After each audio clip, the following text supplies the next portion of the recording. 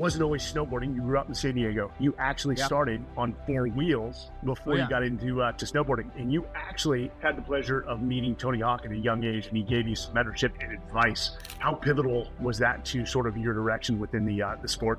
Tony Hawk was, he was a family man. He was a dad. He carried himself in a certain way. He had, respect among his peers, and he carried that status of being a legend at that age. And so I remember meeting him and just being like, wow, like this guy he's a class act, and he's going through, it just, shortly after this had landed, or if not, right before this had landed the 900, his video game came out. Like, he was everywhere, he was blowing up, and he was going through everything that I was kind of about to go through, which I didn't realize at the time. But having somebody around me where I'm like, wow, this is how he interacts with fans. This is how he balances his life to still keep his family in the mix. And oh, this is what he does within the sport. And I was like, all those little details to kind of look at. Like, he drove a nice car, but he didn't drive the craziest car. He really kind of like set that tone of what life, sustainable kind of that life in that sport, which wasn't really around at that time. So it was really a really amazing thing to meet him and be able to be in his sphere at that time.